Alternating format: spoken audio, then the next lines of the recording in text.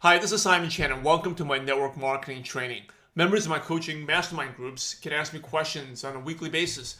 And today's question comes from Christina out in Perth, Australia. And Christina asked, and Christina's an advanced diamond mastermind member, and she asked, how do you manage to build a team culture and bonding when you have a very diverse team, spanning several ethnicities and age groups? Would it be better to have weekly meetings with each ethnic age group and do whole group meetings perhaps only once a month? Christina, I know I kind of answered that question on the training with your team the other day, but I actually thought more about it, and I wanted to add a few things that'll be helpful. The first thing is you want to do weekly meetings with each age group. Right? I mean, that is probably the goal where you want to end up with. But right now, before you decide to do that, you have to ask yourself, is there a leader that can take and do their own meetings within that group?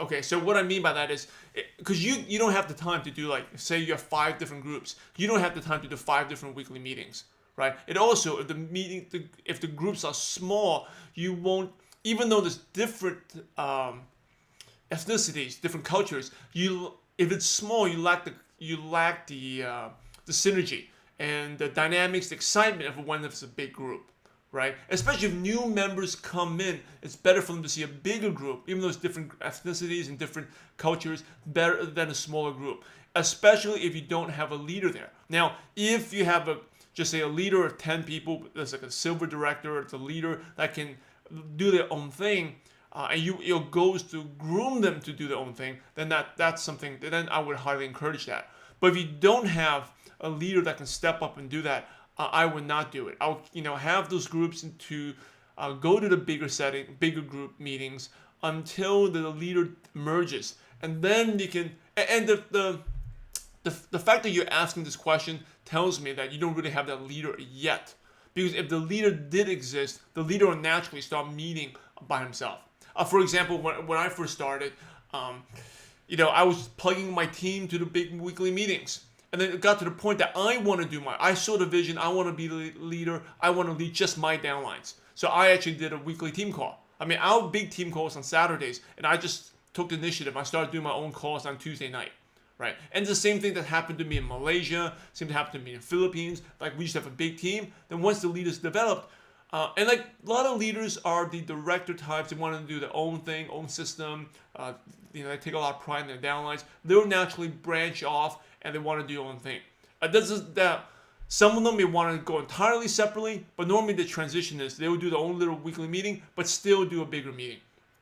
So I think the fact that you're asking that question tells me that the leaders are not there yet. You don't have the leaders there yet, or the leaders are there. I mean, you explained to me your situation. Maybe right now, at the moment, they can't put the time into it yet, right? So, in other words, they're not the leaders. They're not there yet in terms of leadership or their commitment. So for your situation now, I'll keep on doing the weekly meetings, team meetings. It's also, even though you have business in different countries, it adds to the excitement. That's a positive. Right, it's exciting. Instead of just Americans or Australians, you have people from different parts in Asia, Singapore, Australia, New Zealand. That makes it exciting, and you can even have some of them share different things, right? And you get synergy. So, I mean, when I first started, I was I'm in the U.S. and our team call, that not my downline, but our big team call, had Australians. I thought it was really cool. The Australians would be up at 2 a.m. doing our calls, right? I was like, wow, what do they, So it definitely adds. It's an asset. It's a benefit. It's a plus. And I would keep doing that until you have your leaders emerge, and then they would, like I said, they would naturally take and start doing the smaller meetings, and then you can be a guest on those meetings, so you can help guide them.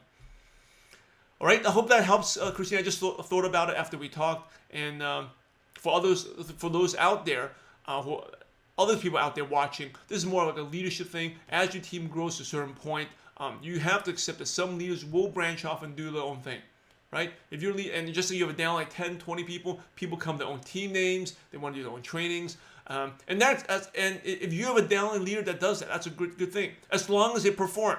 right? It's a good thing, and they're not distracted doing all this admin work and not growing the business. As long as it's growing, that's a good thing. You have to let them go and support them.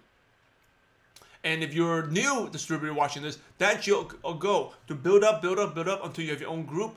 And then you have the experience to lead your own trainings, do your own presentations. Then you can slowly branch off, but still tap into the bigger team meeting. All right, everyone, this is Simon Chan. Thank you for watching. Take care. See you next time. Bye-bye.